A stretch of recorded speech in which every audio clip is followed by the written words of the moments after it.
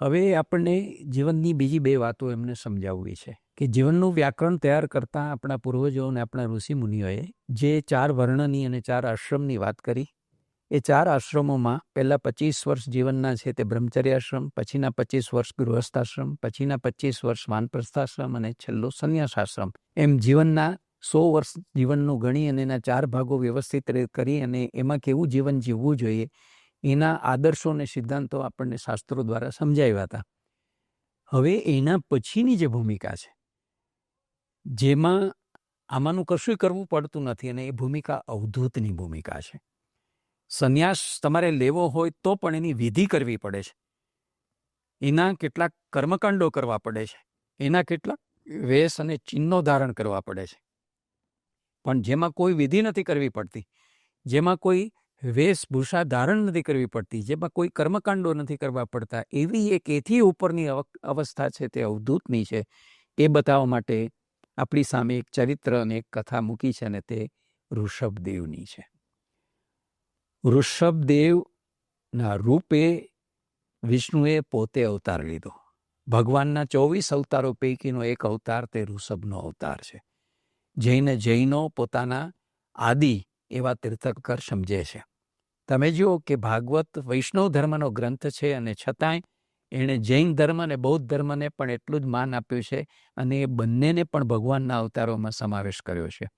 તો ભારતીય સંસ્કૃતિ કેટલી ઉદાર ચરિત હતી અને કેટલી વિશાળ એવી દૃષ્ટિ અને ભાવભૂમિવાળી હતી તેનું આ એક દૃષ્ટાંત છે. તો ઋષભદેવ એનું કથાનક આપણી પાસે મૂકે છે તે આ અવધૂતનું ચરિત્ર છે તે સમજાવવા માટે મૂકે છે કે એક એવી પણ જીવનના અંદર તમે અવસ્થા સુધી પહોંચી શકો છો જેમાં તમે ગમે તે કર્મો કરો તો કર્મો એનું બંધન તમને થતું નથી, તમે એમાં લપેટાતા નથી, તમે એમાં લિપ્ત થતા નથી, તમારે એના ફળ નથી ભોગવવા પડતા, તમે એ બધાથી ઉફરા, તમે એ બધાથી ઉપરની ભૂમિકામાં એને અતિક્રમીને જઈ શકો છો.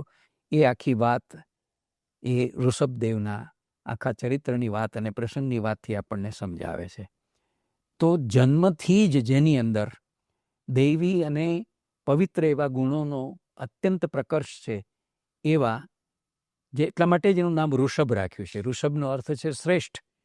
તો જેનું અવતરણ જ આ ભૂમિ ઉપર શ્રેષ્ઠ રૂપે થયું છે, એમણે નાનપણથી જ પોતાના ચિત્તની અંદર આવો અવધૂતી રંગ છે, જેને સંસારની કોઈ મોહમાયા સ્પર્શતી નથી, કોઈ વાતનો એમને રાગ નથી, દ્વેષ નથી, અહમતા નથી, મમતા નથી. દરેક પરિસ્થિતિની અંદર ક્ષમતામાં જ જે જીવી શકે છે, નથી અને સુખ એને છલકાવી શકતું કે ઉચ્છૃંખલ બનાવી શકતું નથી, અને દુઃખ છે તે પરાભૂત કરી શકતું કે ભાંગી તોટી શકતું. એવી આખી પરિસ્થિતિમાં જીવનાર આ ઋષભદેવ છે. એ ઋષભદેવને એમના વડવાઓના સલ્લાથી સંસાર માંડવો પડે છે. એમણે પણ સંસારની અંદર છે તે પોતાના સંતાનો પેદા કરવા પડે છે. પણ એ બધા સંતાનોને પણ ઋષભદેવ પોતે જ જે ઉપદેશ આપે છે તે ભાગવતનો બહુ જ મહત્વનો ભાગ છે. એ એમને સમજાવે છે અને આખા જીવનના અર્થ અને જીવનના સાર્થક્યનું, જીવનના પ્રયોજનનું અને જીવનની સફળતા અને સિદ્ધિનું આખું રહસ્ય પોતાના પુત્રોને સમજાવે છે કે તમને મનુષ્ય રૂપે જ્યારે જન્મ આપવામાં આવે છે ત્યારે તમારા કર્મોને કારણે તમને જન્મ મળે છે, પણ એવી જગ્યાએ તમને જન્મ મળે છે, એવા સંજોગોમાં, એવા કુળમાં, એવા વંશમાં, એવા ગોત્રમાં, એવા માતા પિતાને ત્યાં કે જ્યાં તમારે જે કંઈ તમારું પોતાનું યુગ કર્મ કરવાનું હોય છે એને માટેની અનુકૂળ ભૂમિકા હોય, એને માટેના અનુકૂળ સંજોગો અને અનુકૂળ પરિસ્થિતિઓ હોય. તો એ કરવું જ જોઈએ અને એ તમે સમજીને જ્યારે કરો ત્યારે તમે સાચા અર્થમાં જીવનને સફળ અને સાર્થક કરી શકો છો. એ વાતનો ઉપદેશ પોતાના બધા જ પુત્રોને બહુ જ વ્યવસ્થિત રીતે સમજાવે છે. 100 પુત્રો એમને થયા છે અને 100 પુત્રોમાંથી 81 પુત્રો તો ધર્મચર્યામાં લાગી ગયા છે એના પ્રચાર પ્રસારમાં, પણ સૌથી મોટો પુત્ર એની અંદર ભરત છે. આ ભરત એનો સૌથી મોટો પુત્ર છે અને સૌથી, જેને કહીએ પ્રકારે, એનું જ થથ્થું, એનું જ પોતાનું એ પ્રવાહ આગળ ધપાવે એ પ્રકારનો એ પુત્ર છે. એટલે એની વાત બહુ વિસ્તારથી માંડીને આપણી સામે છે તે ભાગવતકાર કરે છે. તો બીજું ચરિત્ર આવે છે એ આના પછી ઋષભદેવ પછી જે બીજું ચરિત્ર, ઋષભદેવની વાતમાં તો એટલી હદ સુધી ભાગવતકાર ગયા છે આપણને કે સંસાર છે એનાથી અલિપ્ત રહેવાને માટે થઈને અવધિત દશામાં ક્યાં સુધી ગયા. બધી જ વસ્તુઓ છે તે હથેળીમાં લઈ અને બધી મિક્સ કરીને ખાઈ જવી, પોતાના મળમૂત્રની અંદર પડ્યા રહેવું, પોતે જાણે કોઈ વાત સંસારની, દરેક લોકો એનાથી દૂર રહે, એવી એક આખી પરિસ્થિતિમાં નિર્લેપ, નિષ્કામ, નિર્મોહી રહીને કેવી રીતે આખું જીવન છે તે જીવે છે એની બહુ જ વિગતે આખી વાત ઋષભ ચરિત્રની અંદર વિસ્તારથી એમણે કરી છે. જેમનો મળ પણ એટલો સુગંધિત હોય છે કે આજુબાજુનું જગત પણ જેનાથી સુગંધિત થાય, અને જેને કોઈ કર્મો છે તે લાગતા નથી અને જેમાં એ લિપ્ત નથી થતા, અને કેવી રીતે પોતે જ પોતાના શરીરને દાવાનળની અંદર સમર્પિત કરીને આ દુનિયામાંથી એમણે એક ઉદાહરણ આપ્યું અવધૂતિનું, અને કેવી રીતે એમાંથી એ વિદાય થયા તેનું ચરિત્ર બહુ રસપ્રદ રીતે આપણી સામે કરી મૂકી. અને ભાગવતકારે આપણને દેખાડ્યું છે કે મનુષ્ય સંકલ્પથી, મનુષ્ય પોતાના દ્રઢ સંકલ્પથી જો ધારે તો કેવી કક્ષાએ પહોંચી શકે છે, જ્યાં દુનિયાના કોઈ સોબતની અસર થતી નથી, કોઈ સંગનો રંગ લાગતો નથી, કોઈ કર્મો જેને લપેટતા નથી, લિપ્ત નથી કરતા, જેનામાં અહંતા, મમતા, રાગ, દ્વેષ, આસક્તિ, એષણા, આકાંક્ષા કશું આવતું નથી, અને જે મોહથી પર છે, જે આસક્તિથી પર છે, જે તૃષ્ણાથી પર છે, એવી એક ભૂમિકાએ પહોંચીને પણ જે પોતાના જીવનને સાર્થક કરે છે, એ પણ જીવનમાં શક્ય છે. ઋષભદેવના ચરિત્ર દ્વારા આપણને સમજાવે છે. અને પછી ભરતનું ચરિત્ર આપણી પાસે મૂકે છે. એ ભરતના 3 અવતારો છે તેની વાત આપણી સામે મૂકે છે. આ ભરત એ પણ પોતાના પિતાના સંસ્કારો લઈને જન્મ્યા છે. એમના મોટા પુત્ર એટલે સીધા જ વારસદાર છે. એમની અંદર ઘણી પવિત્રતા અને આધ્યાત્મિક દૃષ્ટિ રહેલી છે. પણ એ ભરતજી એ તપશ્ચર્યા કરવા નીકળી ગયા છે અને ખૂબ ઉગ્ર તપશ્ચર્યા કરે છે. ધીરે ધીરે આધ્યાત્મિક પથ ઉપર ઘણો બધો વિકાસ સાથે કર્યા કરે છે. એક નાનકડી કુટીર બાંધીને એમાં રહે છે વનની અંદર, અને સાધનામાં આગળ ધપી રહ્યા છે.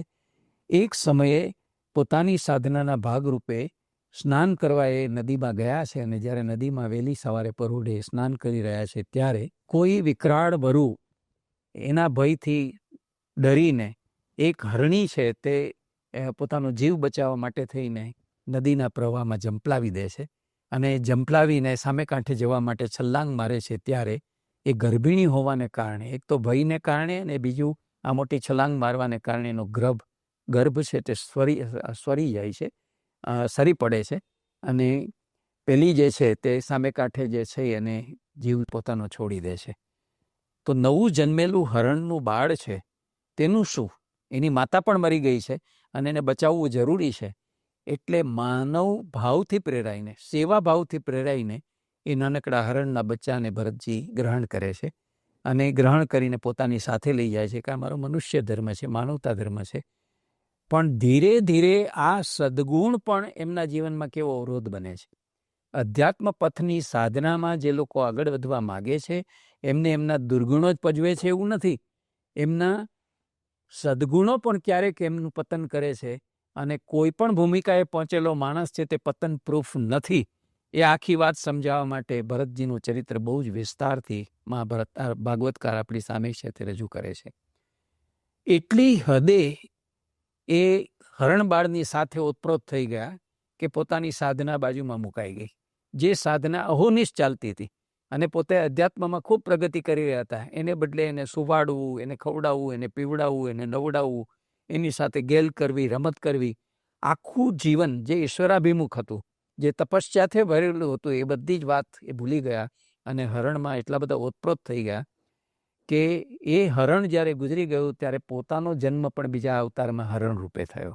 પણ આટલી તપશ્ચર્યા કરી હતી, પ્રભુ નામ સ્મરણ કર્યું, તેના જપ કર્યા હતા, એને પરિણામે એક વસ્તુ ભગવાને એમની સાચવી, અને તે એક એમને પૂર્વજન્મની સ્મૃતિ છે તે ભૂલાઈ નહીં, એનું વિસ્મરણ ન થયું. પૂર્વજન્મની સ્મૃતિ એમને બરાબર રહી, અને પરિણામે મૃગ અવસ્થાની અંદર પણ એને ખ્યાલ રહ્યો કે પોતે તો આવા તપસ્વી હતા, સાધક હતા, અને પોતાના સદ્ગુણને કારણે જ પોતે પતન પામ્યા, પોતાની જાત ઉપર કાબુ ન રાખી શક્યા. મૃગ બાળની અંદર આટલી હદે આસક્ત થઈ ગયા, અને જેને પરિણામે આ પોતાને હરણાનો અવતાર આવ્યો. તો હવે મારે એ દિશામાં નથી જવું, આમાંથી મારે મુક્ત થવું છે, એવું સમજીને જ્યારે ફરીથી ભગવાનના નામ સ્મરણને રટણમાં લાગ્યા, એટલે હરણમાંથી પછી જ્યારે એનો અવતાર થયો ત્યારે ફરી એક બ્રાહ્મણને ત્યાં એ અવતર્યા, અને બ્રાહ્મણને ત્યાં અવતરીને એમને પૂર્વજન્મની સ્મૃતિ એમની જીવંત રહી, અને પૂર્વજન્મની સ્મૃતિ જીવંત રહેવાને કારણે એને નક્કી કર્યું કે આવા ઉચ્ચ બ્રાહ્મણ કુળમાં મારો જન્મ થયો છે, મારી તપશ્ચર્યાનું સાતત્ય રહેવું જોઈએ, એમાં ભંગ ન થવો જોઈએ, અને મારે અધ્યાત્મ પથમાં જે સિદ્ધિ પ્રાપ્ત કરવાની છે, દૂર સુધી પહોંચવાનું છે, ત્યાં મારે પહોંચવું જોઈએ. એટલે એ સાધનામાં પાછા લાગી ગયા છે. શરીરે રૂષ્ટપુષ્ટ છે. પછી એમ હોવાને કારણે કોઈ એને કનડે નહીં એટલા માટે થઈને એક બીજો વેશ ધારણ કરે છે. એના પિતા ખૂબ ઈચ્છે છે કે ભણી ગણીને એ પણ બહુ આગળ વધે, પણ એ અવધૂતનું જેવું પોતાનું ચરિત્ર વિકસાવવા લાગે છે. પિતા જે સૂચના આપે એનાથી અવળું જ વર્તન કરે, એનાથી જુદું વર્તન કરે, ભણવામાં ધ્યાન ના આપે, બધું સમજતા હોવા છતાં જાણે નથી સમજતા, પોતે જડ છે એવી રીતે વર્તવા લાગ્યા, જેથી એ જડ ભરતને નામે ઓળખાયા. તો જાણે કે એનામાં ચેતના જ ન હોય, એની અંદર બુદ્ધિ જ ન હોય, એ મંદ બુદ્ધિ ના હોય અથવા અલ્પ બુદ્ધિ ના હોય, એવી એક આખી પરિસ્થિતિનો દેખાડો એમણે કર્યો. પિતા ગુજરી ગયા પછી ભાઈઓએ ન તો એમને ભણાવ્યા અને એને પરિશ્રમના કામો બધા સોંપ્યા. ભાઈઓનો ભાગ પણ એને ના આપ્યો, ઉલટાનું માતા અને બેન છે એની જવાબદારી એના ઉપર નાખી અને ખેતરમાં નાના મોટા મજૂરીના કામો કરવા માટે એને જવાબદારીઓ સોંપવા લાગ્યા. કોઈ પણ વાતનો પ્રતિરોધ કર્યા વગર, એનો વિરોધ કર્યા વગર, એનો પ્રત્યાઘાત આપ્યા વગર બધા જ કામો નિષ્ઠાપૂર્વક એ કરતા ગયા, કારણ કે એમને હવે જન્મ મરણના ફેરામાંથી મુક્ત થવું હતું અને પ્રભુના ચરણોમાં કાયમી આશ્રય લઈ લેવો હતો. મુક્તિ અને મોક્ષ જોઈતા હતા, એટલે આ બધી વસ્તુ એને સ્વીકારી. બેનને બહુ દુઃખ લાગ્યા કરે છે કે મા પણ મરી ગઈ, હવે જ્યાં સુધી હું પરણીને સાસરે નથી ગઈ ત્યારે મારા કારણે મારી ચિંતા કરીને ભરતજી પોતે પરણતા નથી, સંસાર નથી માણતા, પોતાની સાધનામાં આગળ નથી જતા. પણ એને થાય છે કે મારા ભાઈનું કોણ? બાકીના ભાઈઓએ તો અન્યાય કર્યો છે, એને મિલકતમાં ભાગ નથી આપ્યો, હવે એનું ધ્યાન રાખનારી મા પણ નથી, અને જો હું પણ પરણીને જતી રહું તો મારા ભાઈનું શું થાય? બેન વિશે ભરતજી ચિંતામાં છે અને બહુ બેનને સમજાવે છે, પણ એ કહે છે કે જ્યાં સુધી તમારું કંઈ થાય નહીં ત્યાં સુધી મારે પરણવું નથી. મોટા ભાઈઓનો આશરો લે છે ભરતજી, એને સમજાવે છે કે તમે બેનને સમજાવો.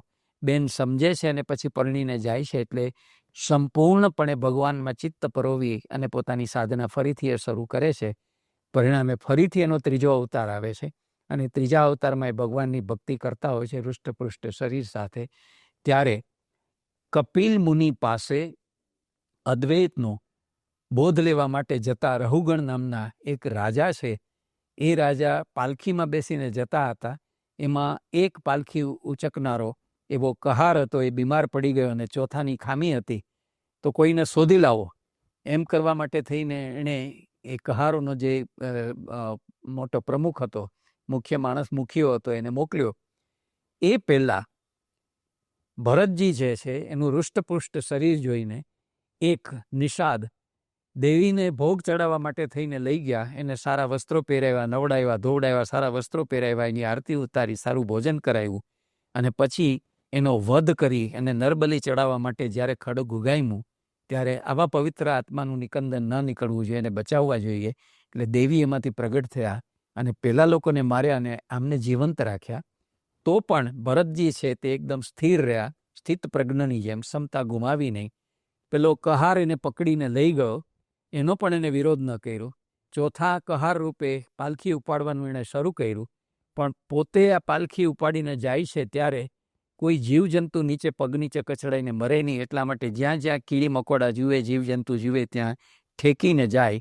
એને પરિણામે પેલી પાલખી છે તે આંચકા ખાય. પાલખી વ્યવસ્થિત રીતે ચાલે નહીં, એને રાજા ગુસ્સે ભરાઈ ગયો. પેલા કટાક્ષમાં એને વચનો કીધા કે તારી ઉંમર થઈ ગઈ છે, ગરડો થઈ ગયો છો, તું આ રીતે ઠેકડા મારે છે, આ તે. પછી એને સજા કરવાની વાત કરે છે કે તને હું સજા કરીશ, દંડ આપીશ, આ તે. ત્યારે પછી એને ઉપદેશ આપીને કહે છે કે તું ઉપર પાલખીમાં બેઠો છે, તું સ્વામી છે, હું સેવક છું, હું તારી પાલખી ઉપાડું છું, આ બધું જ અસત્ય અને મિથ્યા છે, સાચી વાત આ છે નહીં. હું અને તું જુદા નથી, તારી અંદર રહેલો આત્મા તે હું છું, મારી અંદર રહેલો આત્મા તે તું છે. આ બધી એક વસ્તુ સમજાય છે, ને ત્યારે પેલો રહુગણ છે એ એકદમ પગમાં પડી જાય છે. એને થાય છે કે તમે કોઈ મહાન આત્મા છો, કદાચ કપિલ તમે જ નથી આવ્યા ને આવું જુદું રૂપ ધરીને મને જ્ઞાન આપો. એના શરણે જાય છે અને પછી એને સાચો સદબોધ આપે છે. એવી કથા ભરતનું આખું ચરિત્ર છે તે મૂકીને, જે જડ ભરત રૂપે પ્રખ્યાત થયું છે, અને જે ભરતના નામ ઉપરથી ભારત વર્ષ એવું આ દેશનું નામ પડ્યું એ ભરતની કથા ભાગવત આ રીતે વિસ્તારીને કહે છે.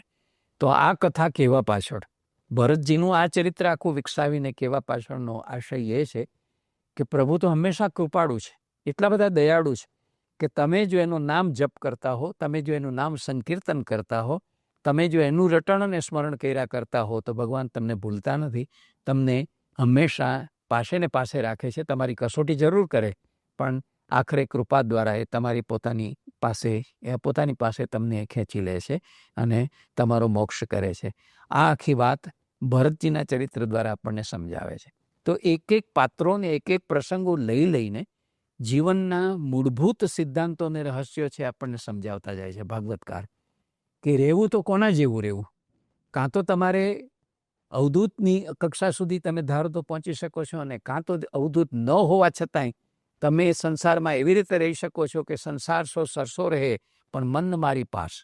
સંસારની બધી પ્રવૃત્તિઓ કરતા હો બીજા જેવી, અને છતાંય તમે એમાં દિલ જોડતા ન હો, તમે એમાં લપેટાતા ન હો, લિપ્ત ન થતા હો, ઇન્વોલ્વ ન થતા હો, અને તમે એની સાથે તમારો તાર અને તંતુ છે તો ભગવાનની સાથે જોડી રાખ્યા હોય. જ્યારે ભગવાનનું શરણું અને એનો ભરોસો તમે સ્વીકાર્યો છો, ત્યારે સંપૂર્ણ દીનતાપૂર્વક શરણાગતિ સ્વીકાર્યો છો, ત્યારે ભગવાન તમને ભૂલતા નથી ને તમારી કૃપા કરીને જે કંઈ તમારા કર્મો છે એનો ભોગવટો વહેલો કરાવી દઈને તમારો ઉદ્ધાર કેવી રીતે કરે છે. તો આ ચરિત્રોના દ્વારા આખી વાત આપણને ભાગવત જીવનના આ સિદ્ધાંત રૂપે સમજાવે છે.